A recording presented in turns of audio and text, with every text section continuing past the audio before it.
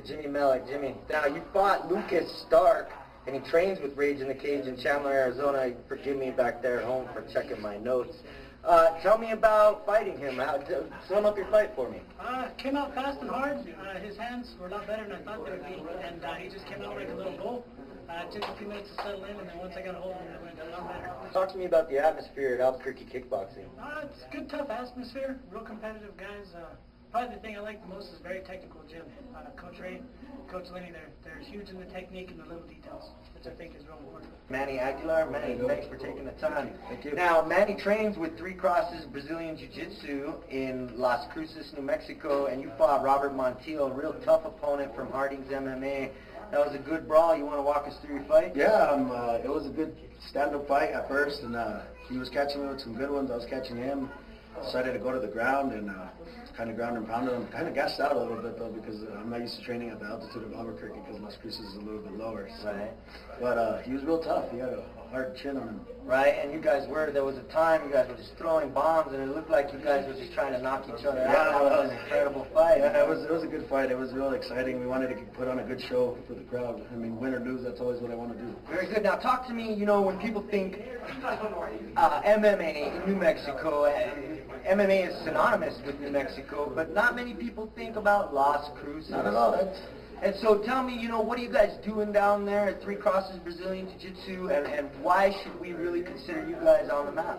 Because, everybody talks about Albuquerque. It is New Mexico, but we want to put Las Cruces on the map also because, we're a smaller city, but we're just as tough. We're just as tough down there as we are up here. Right, the water's still from the Rio Grande, so it's still that tough. Joe Torres, and he just finished defeating Michael King, Rage in the Cage.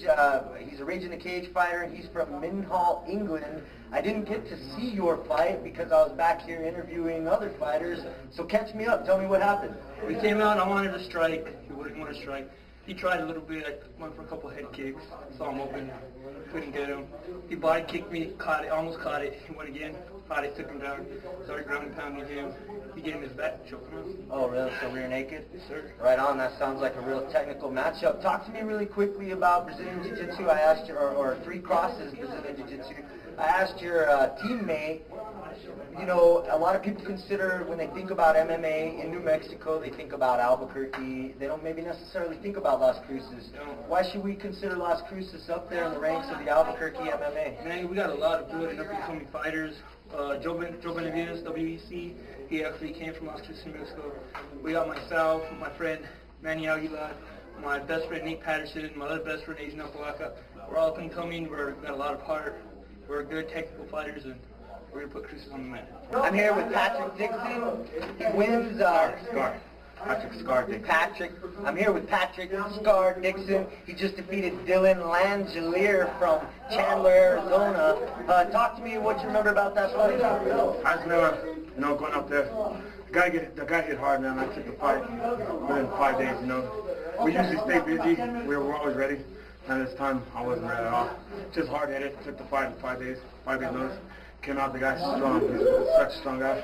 Hit hard, man, and thought he was going to have it better than me, man, but I was working off demons, you know what I mean? So I went out there, landed a good knee. What round? Third round. Lucky, early in the third. Hit him, dropped him, he came out at me. I hit him with an elbow, split him open, his blood everywhere. So I was working off that, man. The guy's a stud. He just wouldn't give up, He just kept going. I wish I could have been able to see it. Now that was a decision, third round decision. Oh, no, it was doctor stoppage. Okay, my bad. I'm sorry. Sorry, everybody at home. I didn't get a chance to watch it. Now, Pat, you and I have crossed paths before in the King of the Cage organization. Where are you at these days? I'm back at home right now in El Paso. Just had a baby. Back training champions. So that's the squad right there. I live out in Reno, Nevada. Training out there with Charles Gracie's team. Got a sick team out there, man. Probably ranked in the top 5. Now that my grounds, it's improved quite a bit, but didn't show you tonight. I was on my back pretty much the whole night. This guy tired me out. It's heavy, so I had to work off strikes now. Where do we see you in the next couple of years? What's the future hold for you? Wherever my fists and knees can take me, man. A lot of opportunities, a lot of fights coming up. So now wherever the Lord can help me. Pat, man, I'm just glad to see you still in the game, still rocking out. Yes, sir. Everybody, Patrick Dixon. Yes, sir. Thank you, guys. I'm backstage at Rage in the Cage with my guest Adam Oki, who just defeated Jeff Horlacher. It says here he represents the Academy of Table Tennis in Globe, Arizona. Yeah. Talk to me about your opponent and about your fight real quick. He had about 30 fights, didn't have over a 500% record. I decided to go ahead and do it and take it as a comeback fight. He actually trains with Drew Fickett in their camp. I'm not sure, it's a new school, I guess. But I was able to get him in about 30 seconds. My friend Fernando's training me in kickboxing. Unfortunately, I wasn't able to show any of that because I went to my old style. Took him down, went to my back, got a guillotine, and finished it. Well, I know we had spoken on, what day was it, Monday, and you had said that your cardio was a little bit in question, that you wanted to finish this fight quick. So, you know, but you did say that you kind of wanted to stand and bang, but if it went down, you go back to your, so you just reverted back to your roots. I want to stand and bang, but I just keep going back to my roots because it's so natural. Nobody's been able to stop me. It may have to come down to the day when somebody can stuff my shot, and then I'm forced to stand. But as for now, I just keep reverting back. It isn't hurting me, but maybe someday it will, but I'm definitely getting prepared. Very good. Now, let me ask you this. Your new coach, your new manager, Kennedy, how do you think she's going to feel when you get home and tell her what happened? She's going to feel good. You know, I have to give her about 80% of the cut, so, you know, she better feel good. Adam, I really appreciate you taking the time, man. Congratulations. Thanks again. Arizona versus New Mexico, Rage in the Cage with Edwin Deweese. He just beat up Eric McElroy. It was pretty quick. How fast was that fight? I think it was 55 seconds. 55 seconds, and it went right to the ground. You jumped right on his back, just choked him out, man. Yeah. It was a pretty impressive fight. Thank you. Now, tell me, you were the one Arizona fighter coming in here to win tonight, so you're representing your home state. Tell me how that feels. It feels good. You know, it was kind of rough sitting back there in the locker room, seeing everybody come in with a loss. You know, I was like, yeah, it didn't really get to me, but kind of a little bit it did. You know, I was hoping it wasn't going to go my way. But, you know, I kind of got that out of my head once I got in the cage, and I just had that calmness, and I realized that I'm a world-class fighter, and he's not, and, you know, he wasn't going to take anything away from me. Very cool, man. Now, I did want to ask you about Roland. I wanted to give you an opportunity. He gave you your start, and that led to, like, you know, tough. It led to affliction. It led to so much, and I just want to give you an opportunity, you know, throw a shout-out to the man. Yeah, and, you know, Rage in the Cage is great. It is where I got my start. I had a lot of great opportunities. They brought in good opponents for me to beat. You know, UFC veterans, they paid the money to get me against those guys to build up my career, and it's really where I got started, and, you know, that's why I don't mind coming back here and doing a bunch of fights for him. That's really good to hear. You know, you have a real solid relationship with Roland, and he's continuing to give you good fights. Yeah, you know, he doesn't mind. He just, you know, he's really about the fans and making a good show, you know.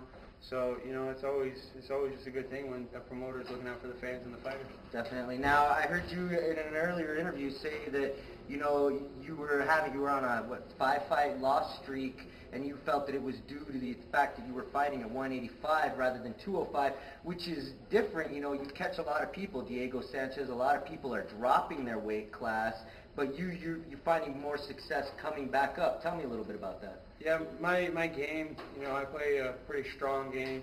You know, I like to use power and weight and everything, and getting to 185, I lost all that. I lost my passion, you know. I was dieting. I just didn't have the passion to train. You know, it was just really hard on me. I didn't have the strength when I was in the ring.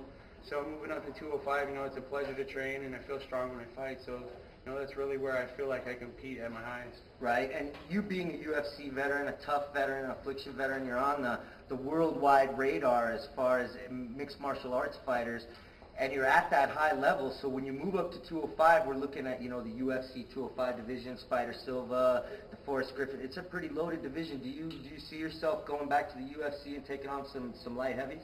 Yeah, eventually. You know, I don't feel like, honestly, I'm ready for that right now. I just got to get back into the swing of things. That's why I'm here at Rage in the Cage. I'm just trying to get my feet wet.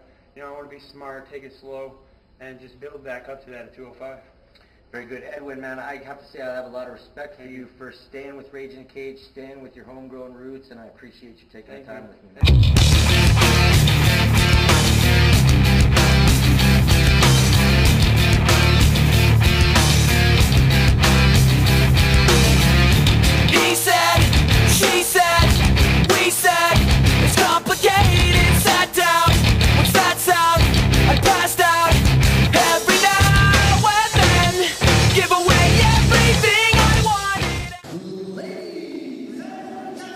in the cage.